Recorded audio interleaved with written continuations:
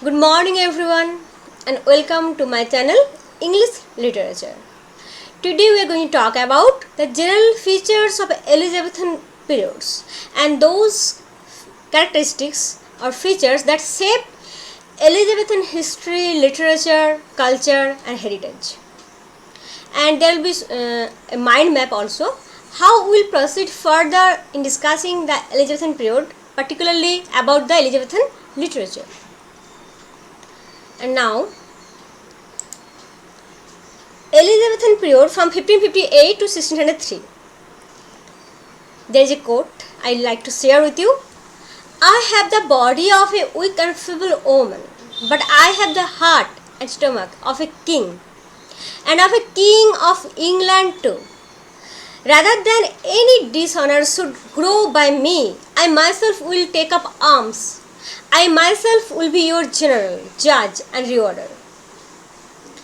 So, who is the speaker?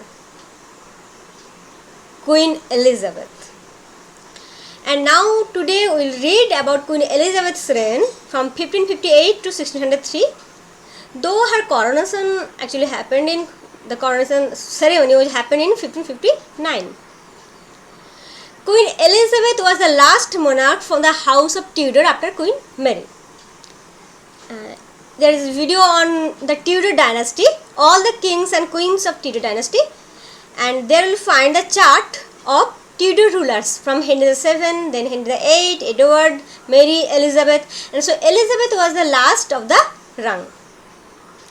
45 years of the reign of Queen Elizabeth is a glorious age in England's history.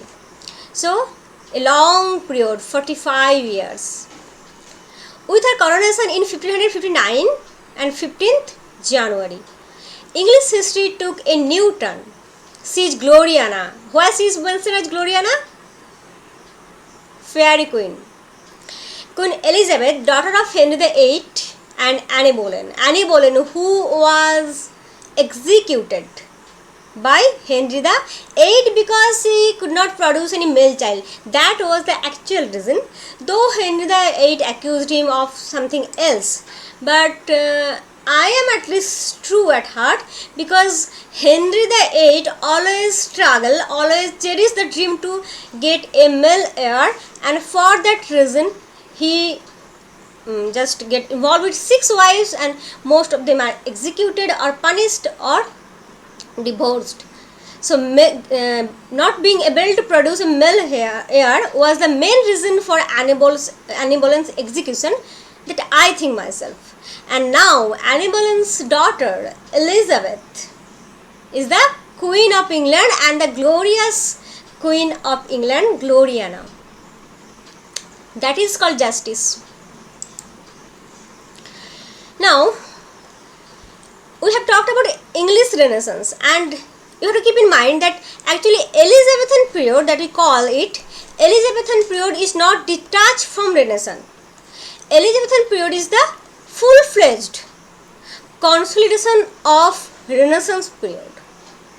All the features, characteristics just accumulated and reached that pinnacle of glory in this time. You can call it cultural, economical, social, political, and particularly literature that we are most interested in. In this field, Elizabethan period was at its highest position, and it was the continuation of Renaissance period, and it was the peak time of Renaissance period. So all the features that we have discussed in Renaissance period of England will be continued in this time. There is no controversy regarding this. Okay. Now take a look at the features. Political stability. England was under one throne, so a unison, a comprehension, a consolidated view, and that's why when there will be political stability, everything will go on fine. If there is unrest, social unrest, political unrest, then no literature can be produced in that instability. Now, enduring peace, pride and political dominance, patriotic zeal, spirit of exploration, sea voyages, expansion, discovery of new land, concept of colonization.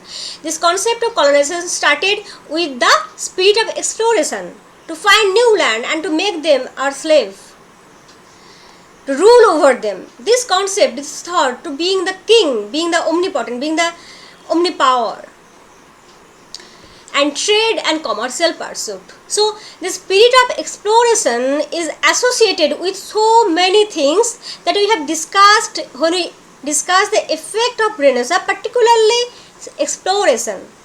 Exploration gave birth to colonization. Again, exploration gave birth to upliftment and progress in trade and commercial pursuit.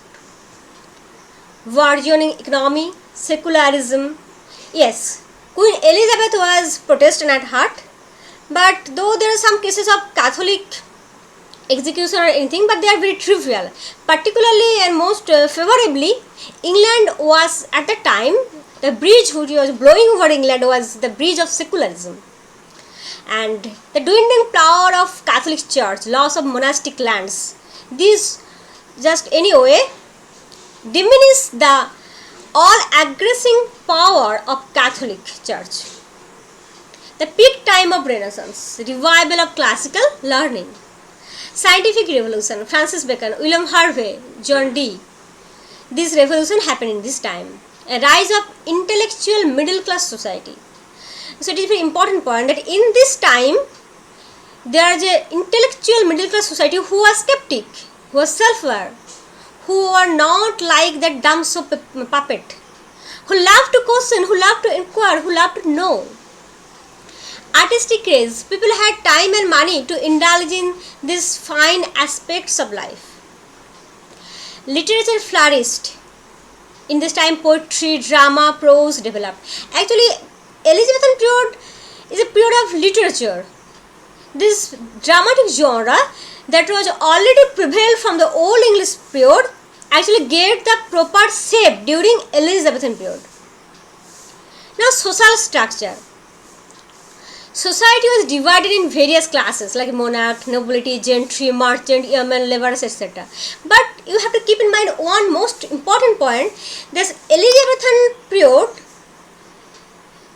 gave the opportunity for intellectual people, those who have the merit, the skill, to rise up the above, up the average. You can rule a country, you can be part of the ruler people, rural community by your acumen, by your skill, by your intelligence.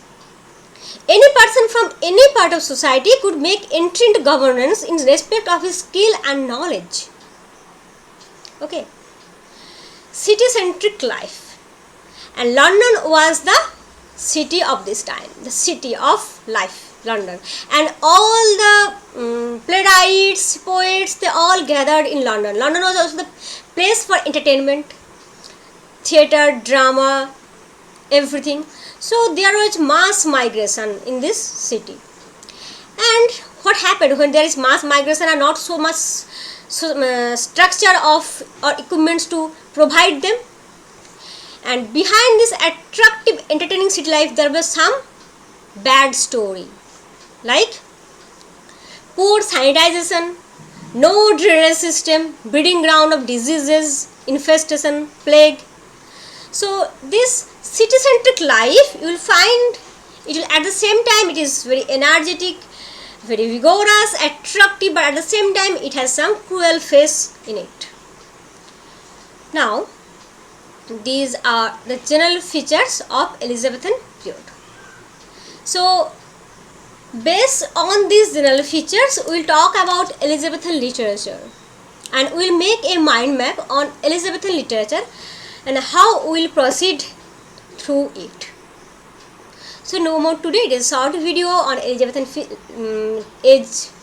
period's general characteristics. You have to keep in mind these characteristics so that you can understand the literature and development of other literary genre of this time. Because every literature is based on the concrete structure of the social and political and economical growth and development of that particular period.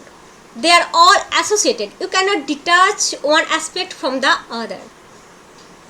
Okay, so bye.